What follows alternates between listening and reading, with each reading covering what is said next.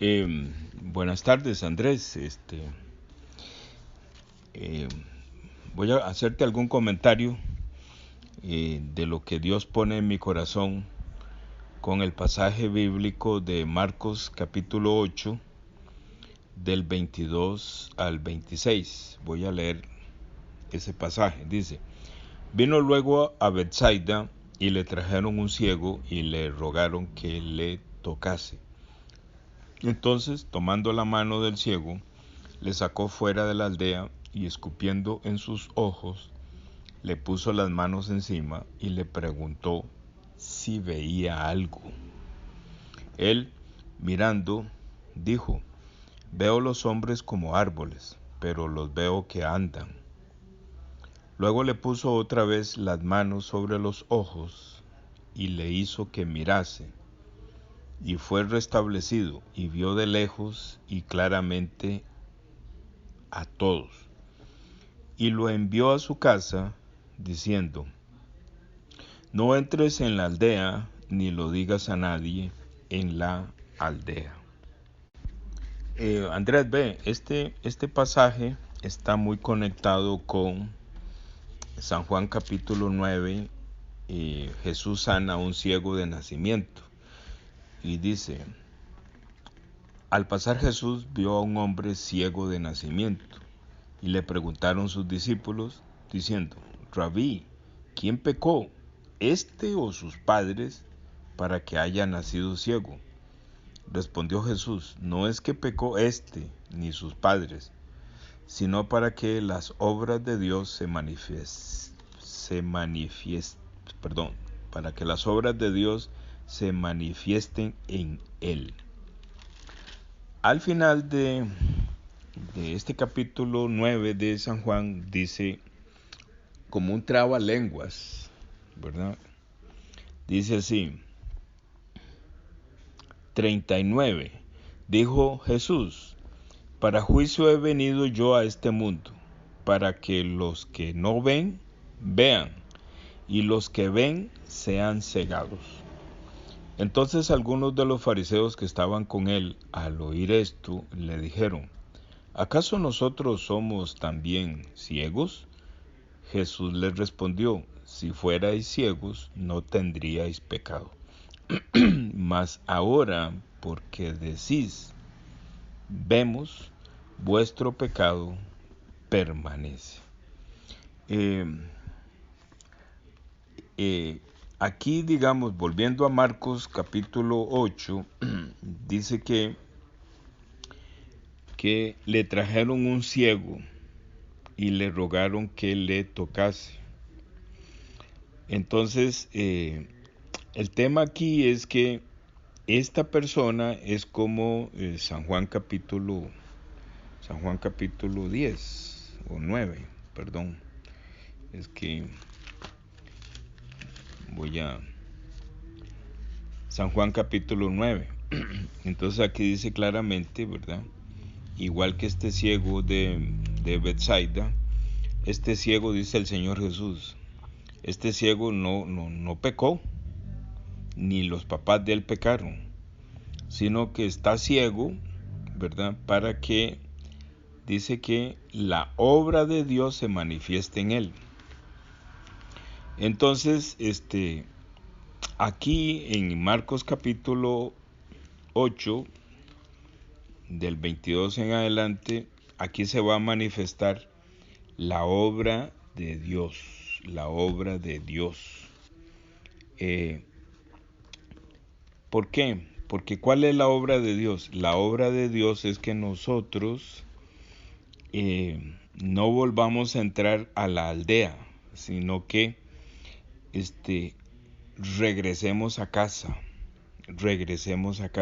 Dice el 26, Marcos 8, 26, dice: Y lo envió a su casa, diciendo: No entres en la aldea, ni lo digas a nadie en la aldea. O sea, ¿qué significa? No entres otra vez al mundo, no. Lo envió a su casa, o sea, lo envió al cielo. O sea, una vez que uno nace nuevo, ya uno ya no pertenece a la aldea, ya uno no pertenece al mundo. A estos A este ciego de Bethsaida le pasa como a la gran mayoría de las personas, que a pesar de que están escuchando la palabra de Dios, no pueden ver cuál es el objetivo de la palabra de Dios, ¿verdad? Porque en todo el capítulo, si nosotros vemos más adelante ahí en Marcos 8, vemos que el Señor Jesús en el versículo 33, después de que exhorta a el espíritu inmundo, después de que exhorta a Satanás que ha tomado a Pedro, ¿verdad? Porque eso es: quítate delante de mí, Satanás. No se lo está diciendo a Pedro, le está diciendo a Satanás, que llegó hasta el cuerpo de Pedro y llegó hasta las emociones y sentimientos de Pedro. Ese Satanás llegó hasta ahí. Entonces el Señor Jesús reprende a Satanás, que está confundiendo a Pedro, ¿va? Pero no es que le está diciendo, no le está diciendo Satanás a Pedro, no, le está diciendo que Pedro fue engañado. ¿Por qué fue engañado? Porque Pedro se la creyó, porque él respondió muy bien en el versículo 29, cuando le preguntan: ¿y ustedes quién dice? Y entonces dice el 29, entonces él les dijo: ¿y vosotros quién decís que soy? Respondió Pedro, le dijo: tú eres el Cristo, ¿verdad? Entonces fue una buena respuesta.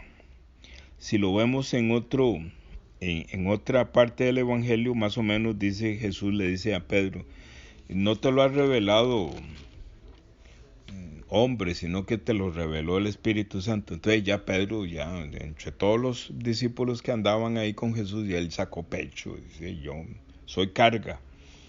Entonces, como se sentía poderoso, entonces Pedro dice que le empezó a reconvenir en el versículo 32, cuando el Señor Jesús les dice que él tiene que morir, ¿verdad?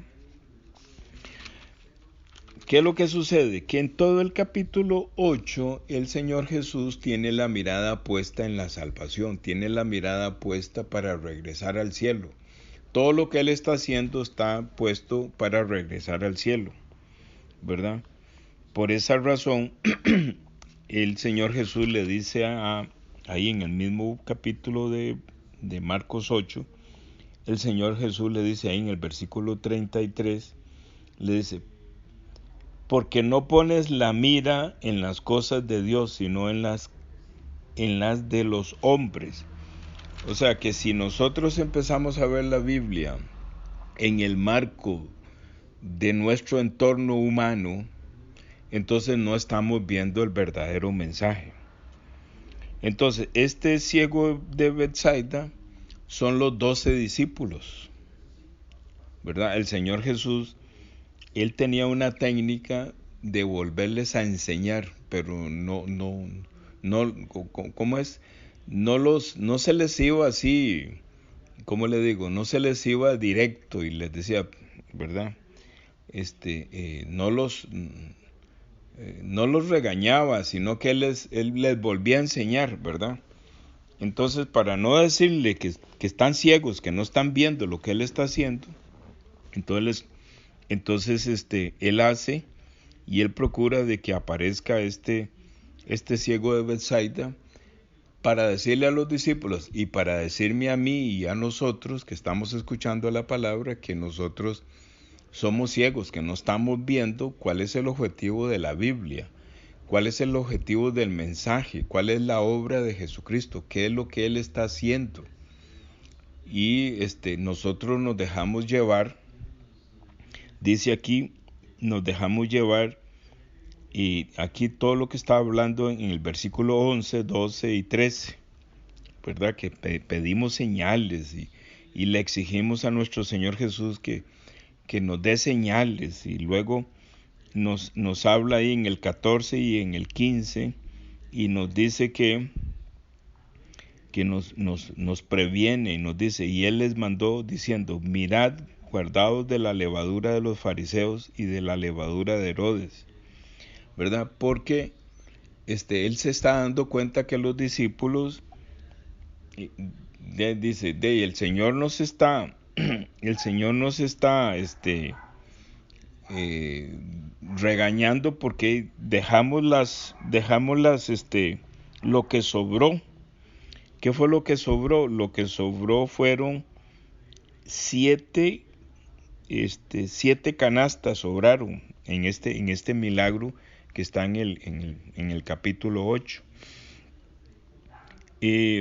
Entonces él, para poderles enseñar, ¿verdad?, cómo es que uno puede ver el mensaje correcto de lo que él está hablando, él hace un milagro aquí con este ciego de Betsaida. ¿Cuál es el milagro? El milagro no es que vea físicamente, el milagro es que le quita el pecado, pero este ciego la primera vez no entiende lo del pecado. Entonces el Señor Jesús le dice aquí, luego le puso otra vez las manos sobre los ojos y le hizo que mirase. ¿Me entiende? Le hizo.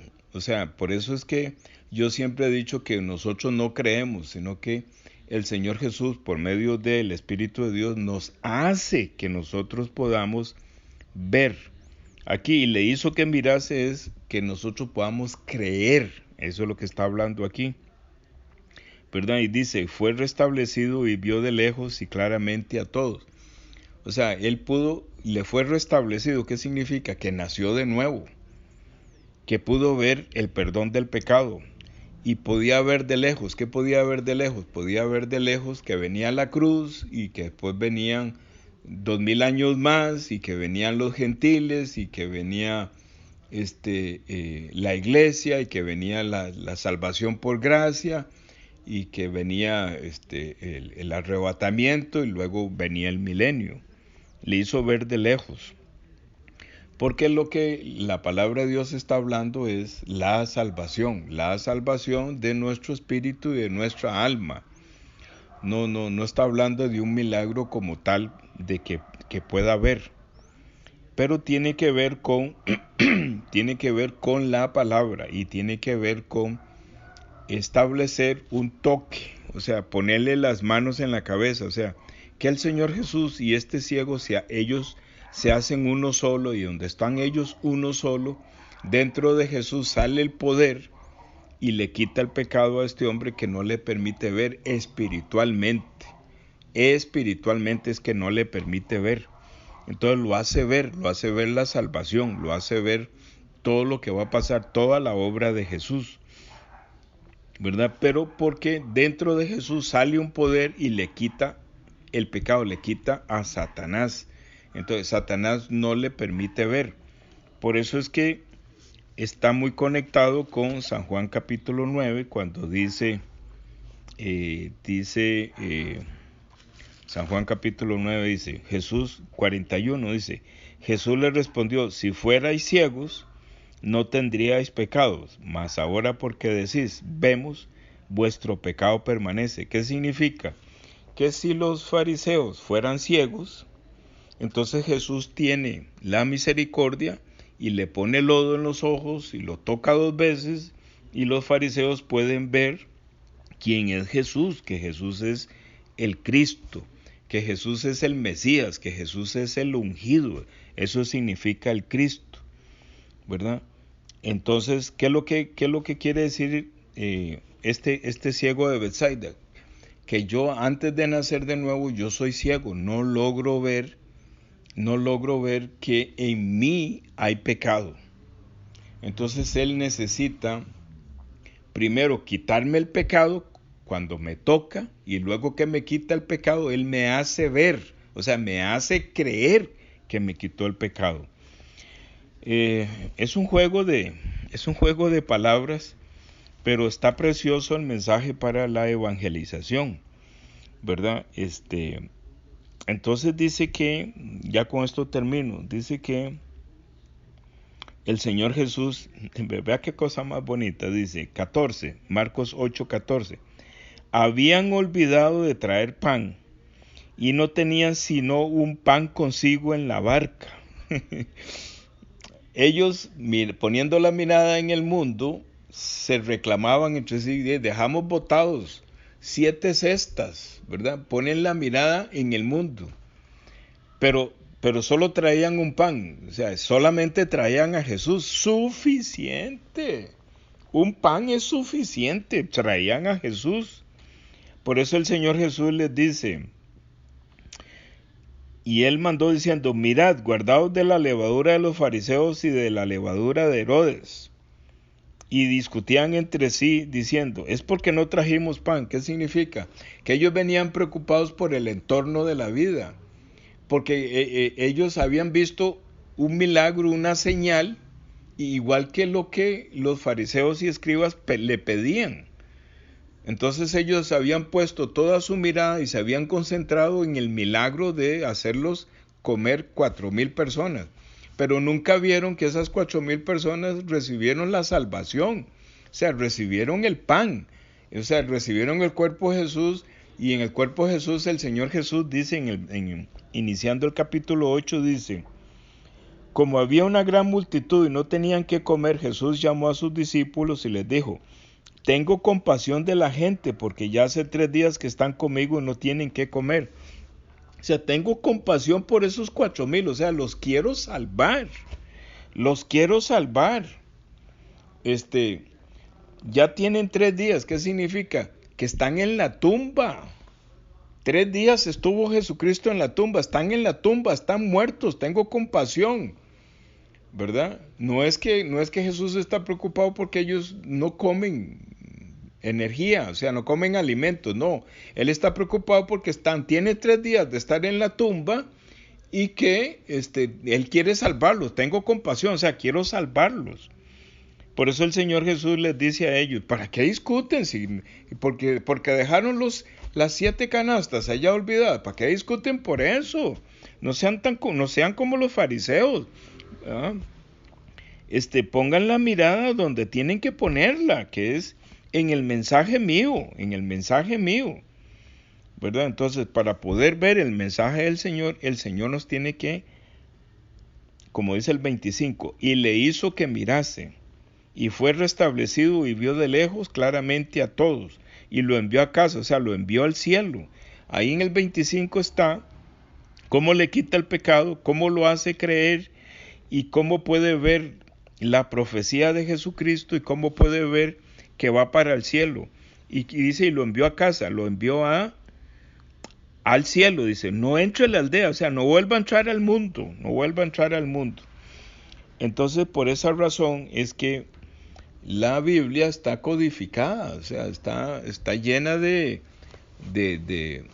¿cómo le digo? De numerología, está llena de mensajes codificados y que que el mundo normalmente no lo puede ver hasta que nuestro Señor Jesús nos quite el pecado y nos haga ver, o sea, nos haga creer que Él nos quitó el pecado. Es cuando empezamos a ver que la Biblia la vemos totalmente diferente, pero totalmente diferente. Termino diciendo que ahí del 22 al 26 está el Evangelio. Entonces, pues no, nada, Andrés, está precioso, pero no puedes ver esos del 22 al 26, tenés que verlos desde el 8, todo el capítulo 8 y verlo con San Juan capítulo 9, el versículo del 35 al 41, para que te quede más claro, mucho más claro. Si acaso me acuerdo de algo más que no dije, pues entonces te lo digo. Dice que, bueno, termino con esto, dice 31, Marcos 8:31, la muerte de Él, que es importante. Una vez que Él carga el pecado, es importante que Él derrote el pecado. Dice, y comenzó a enseñarles que le era necesario al Hijo del Hombre padecer mucho y ser desechado por los ancianos, por los principales sacerdotes y por los escribas, y ser muerto y resucitar después de 3 días. O sea, ¿qué es lo que le está diciendo? Mire, vean, ya cargué el pecado de esos 4,000, ya cargué el pecado de esos 5,000, ya cargué el pecado de ustedes, los 12 discípulos, ya cargué el pecado de todos los que me acompañan, porque a él lo acompañaban como 100 personas más. Luego yo le digo, ¿por dónde es que dice eso? Creo que es en Marcos. En Marcos capítulo 4 dice, y los que estaban con él, no, mentiras, en Hechos capítulo 2 dice que eran 100 personas, 120 personas las que estaban para recibir el Espíritu Santo. Entonces a Jesús ahí lo siguen a él. Cuando se montan en la barca, no solamente se montan los 12 discípulos, se monta un montón de gente que lo seguía a él. Entonces, en el 31 está hablando que tiene que morir, o sea, tiene que morir, pero Pedro no entiende. Sino que dice, Pedro empezó a defenderlo en el versículo 32 y él no entiende que Jesús tiene que morir porque tiene que derrotar el pecado. ¿Verdad? Es como hoy en día que con mucha, como digo yo, con mucha superficialmente se habla, dice que crea en Jesucristo, tenga fe en Jesucristo, que Él cargó todo su pecado. No, es que Él tiene que morir y tiene que morir no por los pecados inmorales, tiene que morir porque va a derrotar ese Satanás que no les permite ver la salvación, ¿verdad? Tiene que morir, o sea, está hablando de que tiene que morir y que tiene que resucitar. O sea, que para eso vino Él. Vino para cargar el pecado y para morir, derrotar el pecado a Satanás y para resucitar porque resucitamos con Él. Bueno, un poquito así, Andrés, ojalá que lo puedas disfrutar un poquito más y si acaso aparece algo más ahí en mi mente, te lo hago llegar. Que pases bien.